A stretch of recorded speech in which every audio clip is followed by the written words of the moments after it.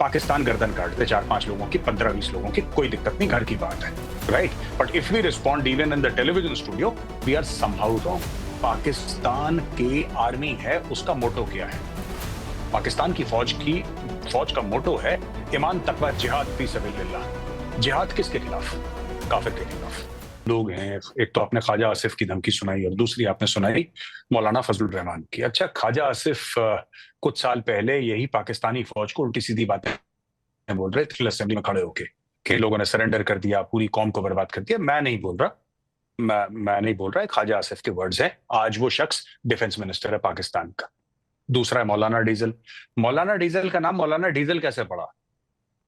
ये पूछिए, साहब बैठे हैं सामने कि उनको डीजल क्यों कहते हैं पाकिस्तान में। इन्होंने जब बेनजीर भुट्टो प्राइम मिनिस्टर थी, इन्होंने बहुत बड़ा डीजल की डिस्ट्रीब्यूटरशिप लिया अक्रॉस पाकिस्तान, बहुत धांधली करी। तो ये लोग जिनके खुद दामन, देखिए जिनके खुद दामन में दाग है ना, वो लोग धमकियां दे रहे हैं, ऐसा कर देंगे वैसा कर देंगे। ठीक है, हम लोग मीडिया में डिस्कस करते हैं, बट आई वांटेड टू से नाविका, मैं ये कहना चाहता हूं ना कि कौन धमकी दे रहा है पाकिस्तान से? रेलवे का मिनिस्टर जिसकी ट्रेन टाइम पे नहीं आती, डिफेंस मिनिस्टर जिसका काम है फीते काटना, डिफेंस मिनिस्टर। आप पूछ लीजिए कोई पाकिस्तानी पैनलिस्ट से कि डिफेंस मिनिस्टर की पाकिस्तान में क्या वक्त है, मैं इन अगर प्रूफ कर दे, मैं आपकी शो पे माफी मांगूंगा हाथ जोड़ के। Defence minister is nobody in Pakistan, उसकी कोई वैल्यू नहीं है डिफेंस मिनिस्टर की। तीसरी बात मैं आपको ये कहना चाहता हूं कि ये जो बात कर रहे हैं, देखिए बिल्कुल बात सही है जो इन्होंने बात बोली कि टेलीविजन स्टूडियोज पे नहीं होती और हम लोग वॉर मॉन्गरिंग कर रहे हैं। लेकिन फिर मैं पूछूंगा, और सारे इनसे नहीं, सारे पाकिस्तानी दोस्तों से, कि भाई पाकिस्तान की आर्मी है, उसका मोटो क्या है? पाकिस्तान की फौज का मोटो है ईमान तकवा जिहाद फी सबिलिल्लाह। जिहाद किसके खिलाफ? काफिर के खिलाफ, राइट? तो उनके लिए जिहाद ठीक है, लेकिन हम अगर टेलीविजन स्टूडियो में नाविका कुमार ये बोलते हैं कि हम पाकिस्तान से इस तरीके से प्रतिशोध होगा या बदला होगा, तो फिर Navika Kumar obviously is not a professional journalist, वो गलती कर रही है, उनको नहीं बोलना चाहिए पाकिस्तान गर्दन काट दे 4-5 लोगों की, 15-20 लोगों की, कोई दिक्कत नहीं, घर की बात है, right? But if we respond even in the television studio, we are somehow wrong. Pakistan से जो लोग ये सब बातें बोल रहे हैं नाविका, आप उनकी प्रोफाइल चेक करें। क्या आसिम मुनीर ने एक धमकी दी? एक धमकी, सिर्फ ये बोला कि हाँ हमें पता है कि हम अपने वतन की रखवाली कैसे करेंगे। इसके अलावा क्या आसिम मुनीर ने ये बोला कि मैं न्यूक्लियर मार दूंगा? कुछ नहीं बोला किसी जनरल ने, ना किसी एडमिरल ने, ना किसी एयर मार्शल ने। एक कमेंट बता दीजिए आप। नहीं, सब के सब, ये कोई रेल मिनिस्टर, कोई खाद्य मंत्री, कोई पानी का मंत्री, कोई बिजली का मंत्री, ये सब धमकियां दे रहे हैं न्यूक्लियर की। और आज की तारीख में मैं बताता हूं क्यों। आखिरी आई जस्ट टेक 30 सेकंड्स, मैं आपको यह बताता हूं कि पाकिस्तान क्यों बैकफुट में है। पाकिस्तान बैकफुट में इसलिए भी है कि ठीक है, इंडियन आर्म फोर्सेस बहुत ज्यादा हैं और ज्यादा पैसा है, ज्यादा हथियार हैं, तादाद में बढ़ी है, ये सब ठीक है। लेकिन ऐसा नहीं है कि हर समय जो तादाद में बड़ा रहता है वही भारी पड़ता है, ऐसी बात नहीं है। इशू ये है कि पाकिस्तान में लीडरशिप नहीं है। शहबाज शरीफ को किसी ने इलेक्ट नहीं करा और उसको अपॉइंट करने वाला आर्मी चीफ है, और जो लोगों का फेवरेट है वो जेल में है। ठीक है जी? तो जिस कौम में लीडर ही ना हो, अभी जिस कौम का लीडर ना हो, वो क्या लड़ेगी? Without leader you can't fight, you can't fight. ये तो आप मानेंगे याकूब साहब, ये तो आप मानेंगे कि लीडर जो एक्चुअली पॉपुलर है वो जेल में है। इसी तरह से पाकिस्तान चलता है। और आपके वजीर आजम जो है वो तो कह रहे हैं कि कल परसों तरसों कभी भी हो सकती है भारत की तरफ से हमारे ऊपर चढ़ाई। अब कहीं ना कहीं खौफ तो है। देखिए, जो लास्ट पॉइंट मेजर साहब ने आइडेंटिफाई किया ना, ये सबसे बड़ा प्रॉब्लम है इस वक्त पाकिस्तान का, जो मैं एडमिट करता हूं कि इस वक्त जो लीडरशिप क्राइसिस है, द प्रॉब्लम है इसके, जो इस वक्त एक आम आदमी है वो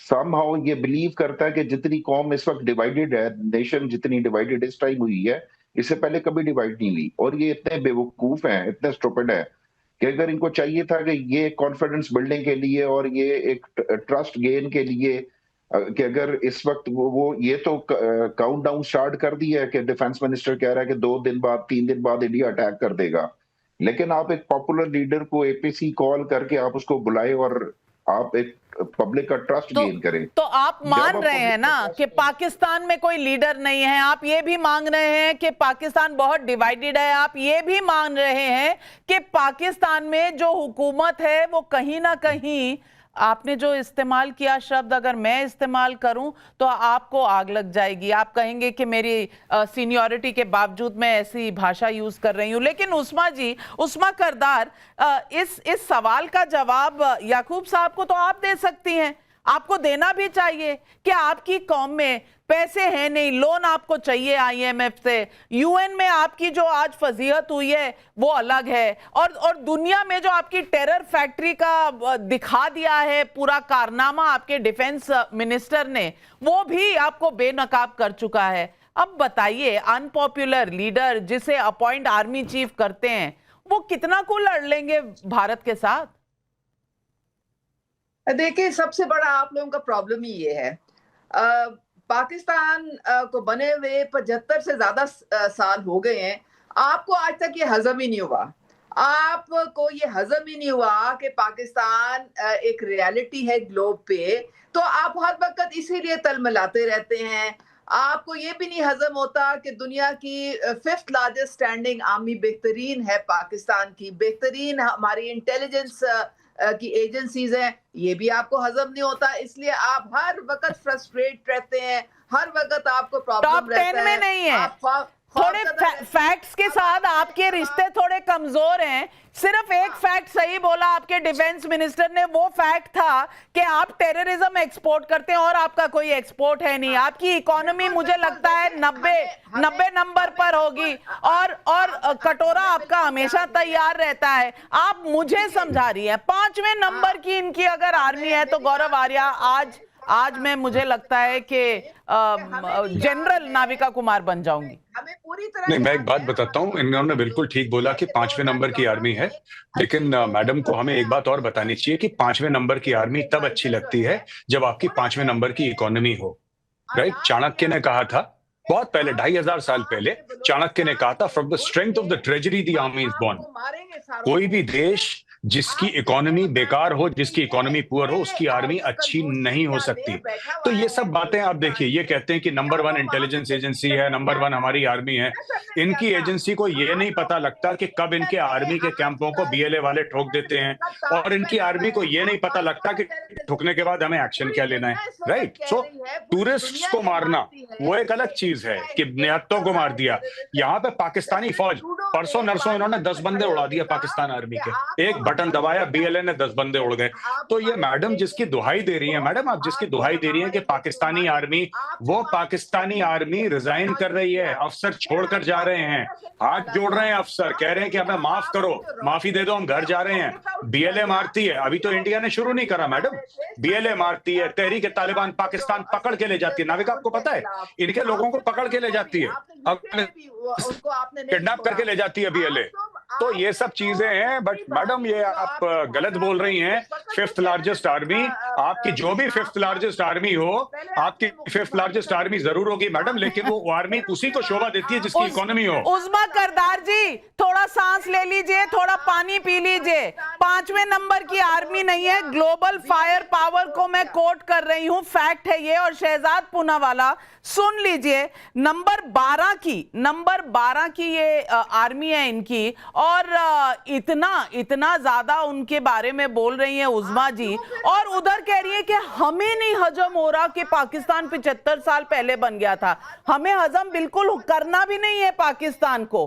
पाकिस्तान एक ही चीज में नंबर 1 है, क्योंकि उन्होंने सबसे बड़ा कटोरा रखा हुआ है जिसमें वो लोगों से लोन मांगने जाते हैं, सिर्फ एक चीज में नंबर 1 है, और कह रही है हमें हजम नहीं हो रहा। शहजाद पूनावाला, याकूब भाई की बात इन्होंने सुनी नहीं, जो कह रहे हैं पाकिस्तान का बेड़ा गर्क किया हुआ है इस वक्त, आर्मी अपॉइंट करती है इनका प्राइम मिनिस्टर, और उस्मा जी बड़ी बड़ी फर्राटेदार चीजें बता रही हैं पाकिस्तान की। इंफॉर्मेशन जो है ना, टोटल 0/0 है। मैडम आपकी तरह देखिए, अगर उस्मा जी की इजाजत हो तो कुछ बात हम भी रख दें। जी शहजाद जी। एको आ रहा है, इस एको को करेक्ट कर दे। देखिए, अभी यहाँ पे बात हो रही थी कि पाकिस्तान के लीडर गड़बड़ है। एक्चुअली पाकिस्तान में लीडर नहीं, पाकिस्तान में डीलर है, और इन्होंने डीलिंग की है दीन, धमकी और धोखेबाजी की। केवल दीन, धमकी और धोखेबाजी की इन्होंने डीलिंग की है। अब ये जो यहां पर धमकी की बात कर रहे हैं, आए दिन इनके लोग धमकी देते हैं, हमारे पास न्यूक्लियर बॉम्ब है, हमारे पास 100 ग्राम का है, हमारे पास 200 ग्राम का है। ये पूरा देश धमकी पर जीता है, धोखेबाजी करता है, अपने ही एलाइज के साथ आतंकवादियों को पनाह देता है और फिर किस प्रकार से डिनायल में रहता है। अभी मैडम ने कहा पाकिस्तान की रियलिटी को हमने एक्सेप्ट नहीं किया। पाकिस्तान की रियलिटी का एक अच्छा सा बॉल बनाकर बांग्लादेश ने आपको वो बॉल दे दिया हाथ में, खेलते रहो। और बांग्लादेश के बाद बलूचिस्तान ने भी आपकी रियलिटी का दूसरा बॉल बनाया है और वो भी आपके हाथ में दे दिया है। जहां तक उज़्मा जी है, उज़्मा जी आपको पता है अभी हम लोग रफाल खरीद रहे हैं, एक्स्ट्रा रफाल खरीद रहे हैं। जितना पैसा हम रफाल में खर्च कर रहे हैं ना, उतना इनका पूरा बजट है। हमारा डिफेंस का बजट इनके डिफेंस के बजट से 9 गुना ज्यादा है। और आपको एक और फैक्ट बता देता हूं, आपके दर्शकों को आनंद आएगा। पाकिस्तान की कुल इकोनॉमी है कुछ 35 लाख करोड़। हमारी LIC कंपनी ना, इंश्योरेंस बेचने वाली करने वाली कंपनी, उसका मार्केट एसेट है 50 लाख करोड़। महाराष्ट्र का खुद का इकोनॉमी का साइज है लगभग 55 लाख करोड़। और भारत का तो इकोनॉमी का साइज छोड़ ही दीजिए, आपकी कल्पना के बाहर है। पर कल्पना के बाहर एक्शन भी होने वाला है। इसीलिए जनरल मुनीर कहां हैं, इसीलिए शहबाज शरीफ अस्पताल में हैं, इसीलिए पाकिस्तान के जो एक के बाद एक रेजिग्नेशन हो रहे हैं आर्म फोर्सेस में, इसीलिए आज ऑफिसर से लेकर सोल्जर्स कह रहे हमें नहीं लड़ना है। तो ये जो इकोनॉमिक घेराबंदी, जो डिप्लोमेटिक घेराबंदी और जो जलबंदी हो रही है पाकिस्तान की, अब इसी की वजह से ये पाकिस्तान की स्थिति इस प्रकार के डर के माहौल में तब्दील हुई। बिल्कुल सही कह रहे हैं मुकीम अहमद साहब। सवाल इस बात का नहीं है कि कौन कितनी शेखी मार रहा है। यहां शेखी, war is not an issue जिसपे कोई शेखियां मारे। लेकिन आप मुझे बताइए, the worst kept secret of Pakistan जो था कि वो आतंक एक्सपोर्ट करता है, वो तो कबूलनामा आपके डिफेंस मिनिस्टर ने दे दिया। अब वो सारी दुनिया ने सुन लिया। उसके बाद चीन के ऊपर कितनी आपकी डिपेंडेंस है अपनी डिफेंस सिक्योरिटी के लिए, वो दुनिया जानती है।